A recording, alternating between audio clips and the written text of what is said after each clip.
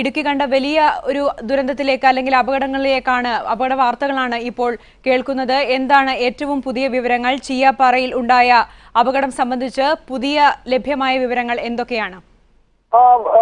ഞാനിപ്പോൾ നിൽക്കുന്നത് ചീയപ്പാറയിലാണ്. ദുരന്തപ്രധാന അക്ഷരാർത്ഥത്തിൽ പറയേണ്ടി വരും. കാരണം സമീപകാലത്ത് എനിക്ക് കണ്ടെന്ന് വെച്ചാൽ ഏറ്റവും വലിയ ദുരന്തമാണ് ചീയപ്പാറ ഇപ്പോൾ സംഭവിച്ചിരിക്കുന്നത്. ചീയപ്പാറ എന്ന് പറയുന്നത് മൂന്നാർ റൂട്ടാണ്. ഇവിടെ ഒരു വെള്ളച്ചാട്ടമുണ്ട്. ഇവിടെ ഒരു ചെറിയ തോതിൽ കഴിഞ്ഞ ദിവസം മണ്ണിടിച്ചിരുന്നു. അതുകൊണ്ട് തന്നെ ഇവിടെ എത്തിയ 6ലധികം ടൂറിസ്റ്റുകളുടെ വാഹനങ്ങളാണ് ഇവിടെ ഈ വെള്ളച്ചാട്ടത്തിന് തൊട്ടപ്പുറത്തായി പാർക്ക് ചെയ്തിരുന്നത്. അവിടേക്കാണ് ഒരു വലിയ മണ്ണിടിഞ്ഞ് വീണിരിക്കുന്നത്. 6ലധികം വാഹനങ്ങൾ, 10ലധികം ആളുകൾ കുടുങ്ങിക്കിടക്കുന്നുണ്ട്. 3 പേരെ ആശുപത്രിയിൽ എത്തിയിട്ടുണ്ട്. എങ്കിലും ഈ മല നീക്കം ചെയ്യുക എന്നത് അതീവ ദുഷ്കരമായ കാര്യം തന്നെയാണ്. കൂടുതൽ ഫയർഫോഴ്സ് സംഘങ്ങൾ, പോലീസ് സംഘങ്ങൾ, നാട്ടുകാർ എന്നിവർ ഇവിടെ എത്തുന്നുണ്ട്. അവരുടെ നേതൃത്വത്തിൽ രക്ഷാപ്രവർത്തനം പുരോഗമിക്കുകയാണ്.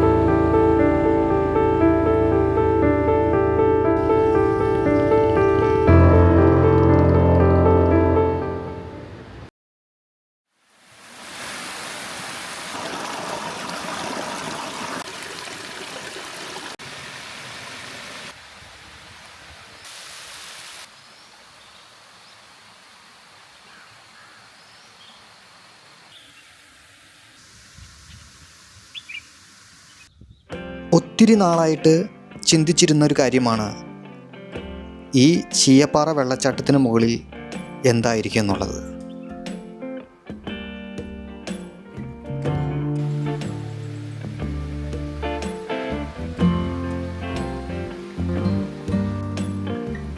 അങ്ങനെ വെള്ളച്ചാട്ടത്തിൻ്റെ മുകൾ പരപ്പ് തേടി ഞാനിവിടെ എത്തി.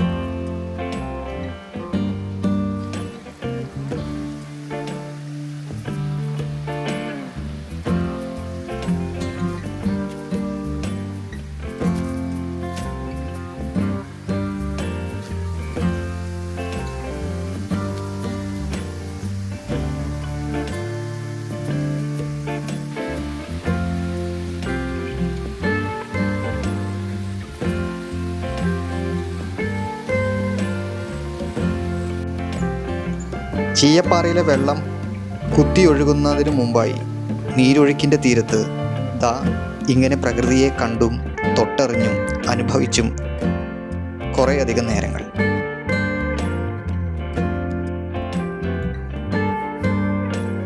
എറണാകുളം ജില്ലയിലെ നേര്യമംഗലത്തിനും ഇടുക്കി ജില്ലയിലെ അടിമാലിക്കും ഇടയിലായി കൊച്ചി മധുര ദേശീയപാതയിലുള്ള ജലപാതമാണ് ചീയപ്പാറ വെള്ളച്ചാട്ടം. 7 തട്ടുകളിലായിട്ടാണ് ജലം താഴേക്ക് പതിക്കുന്നത്.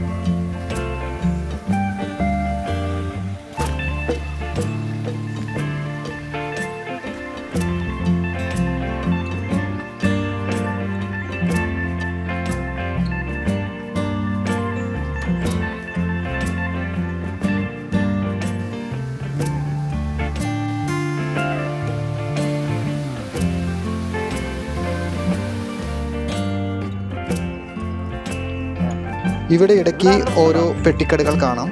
ചീയപ്പാറ വെള്ളച്ചാട്ടത്തിന് സമീപം കച്ചവടം നടത്താനുള്ള അവശ്യ സാധനങ്ങളാണ് ഇവർ ഇതിൽ സൂക്ഷിക്കുന്നത്. വെള്ളച്ചാട്ടത്തിന് താഴേക്ക് ഓട്ടോറിക്ഷയിലാണ് കച്ചവട സാധനങ്ങളുമൊക്കെയായി രാവിലെ പോകുന്നത്. വൈകുന്നേരം തിരികെ എത്തും.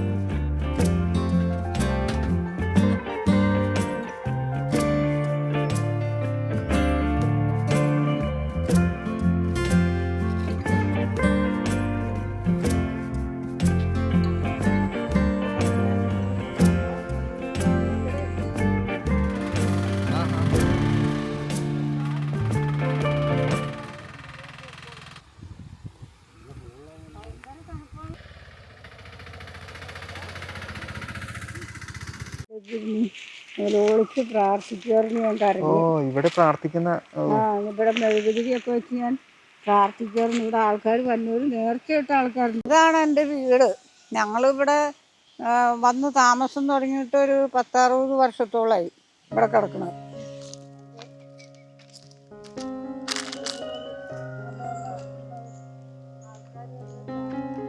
ഇവിടെ ഒരു വീടാണെങ്കിൽ കിട്ടുന്ന കാര്യത്തിന് അതിനൊക്കെ ഭയങ്കര ഗുരുതരാവസ്ഥയിലാണ്. വലിയ വലിയ ആൾക്കാർക്കാണ് സഹായങ്ങൾ. അതുപോലെ ജയിച്ചു വന്നവരൊന്നും അന്നേരത്തെ വോട്ടും കൊണ്ട് ജയിച്ചു പോകും. അത് കഴിഞ്ഞ് കഴിയുമ്പോൾ നമ്മളെ കണ്ടറിയ പോലും ഇല്ല അവര്.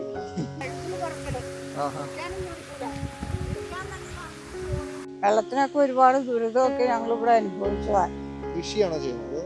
ഇവിടെ കൃഷി എന്ന് പറഞ്ഞാൽ എന്ത് കൃഷി ചെയ്യാനാണ്? ഇവിടെ കൃഷി ചെയ്താലും ഈ പന്നിയുടെ ശല്യം, ആനയുടെ ശല്യം അങ്ങനെ കണ്ടാടി സാധനങ്ങളൊക്കെ വന്ന് ഇപ്പം നശിപ്പിക്കണം. പിന്നെ എല്ലാ ഭാഗത്തുനിന്നും ഉണ്ട് ഞങ്ങൾക്ക് ശല്യങ്ങൾ.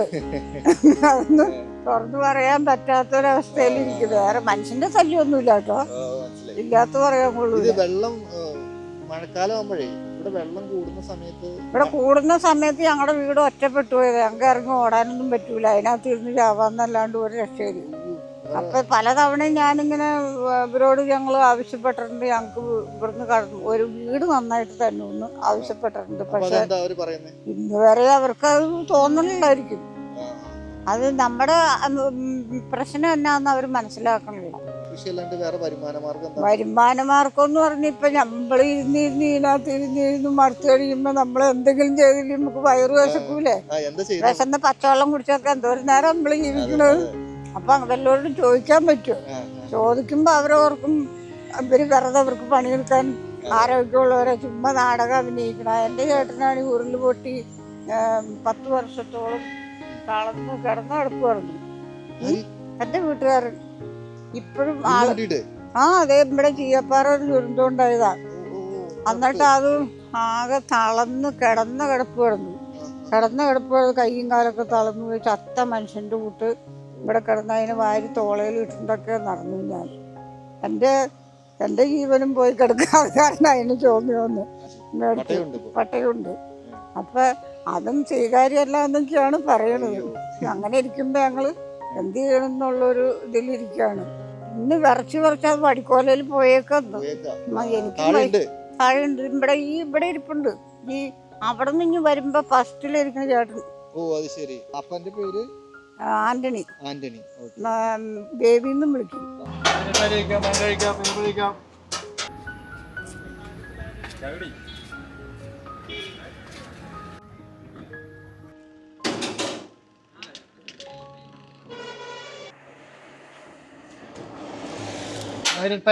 കഴിക്കാം പൈനാപ്പിള്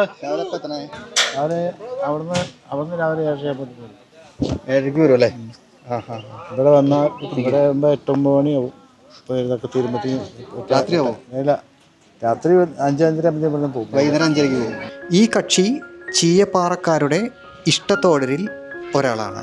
അണ്ണാറക്കണ്ണന് തന്നാലായത് എന്നല്ലേ മലയണ്ണാനാണ് കച്ചവടക്കാർ ഇട്ടു നൽകുന്ന സ്നേഹരുചി അറിഞ്ഞവർ. 2013 മുതലുള്ള അപകടം, 2021 അപകടം, 2002 തവണ മണ്ണിലേക്ക് പോയി വരുന്നു. 2021 നമ്മുടെ ഈ ചീയപ്പാറ ആദ്യമേ ഇവിടെ ഒരു അപകടം.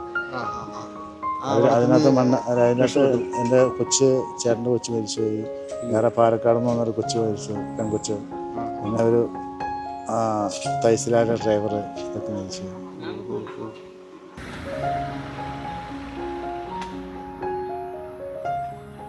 അവിടെ നിന്ന് എങ്ങനെ ഓട്ടോറിക്ഷയ്ക്കാണോ? ഓട്ടോ ഡെയിലി 400 രൂപ വാടക കൊടുത്താണ് ഇവിടെയാണ്. അത് ശരി. ഒരു ദിവസം അതിലൊക്കെ വാ, ഞാൻ ഉള്ളപ്പോൾ പോവാം. വരാം.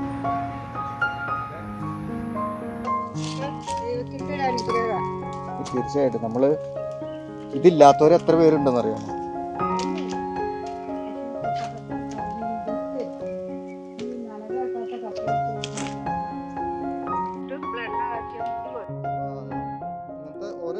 ഓരോ വീട്ടുകാർക്കും ഇതുപോലെ ഒരു കുടിവെള്ള സംഭരണിയുണ്ട്. മലമുകളിൽ നിന്നുമൊക്കെ ഒഴുകി വരുന്ന ശുദ്ധജലമാണ് ഇതിൽ സൂക്ഷിക്കുന്നത്. ഇനി ഇല പറിച്ചിട്ട് വെളിച്ചെണ്ണ ഇല പറിച്ച് വെളിച്ചെണ്ണയ്ക്കകത്ത് ഇടണം, അല്ലെങ്കിൽ ഉണക്കി പൊടിക്കണം. എണ്ണ കൂട്ടി നമ്മൾ തലയിൽ തട്ടണം.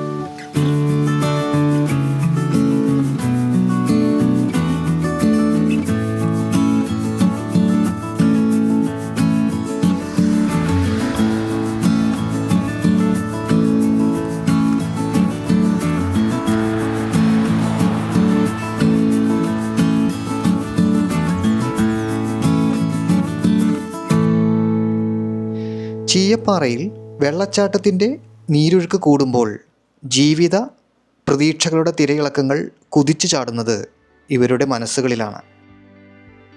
അതിജീവനത്തിൻ്റെ യാത്രാ വഴികളിൽ ചിരിച്ച മുഖത്തോടെ യാത്രികരെ കാത്ത് ജീവിത സ്വപ്നങ്ങൾ പടുത്തുയർത്തുന്നവർ. ചീയപ്പാറയുടെ മേലെ കാഴ്ചകൾ മനോഹരമായി തുടങ്ങുന്നത് ഇവിടെ നിന്നുമാണ്.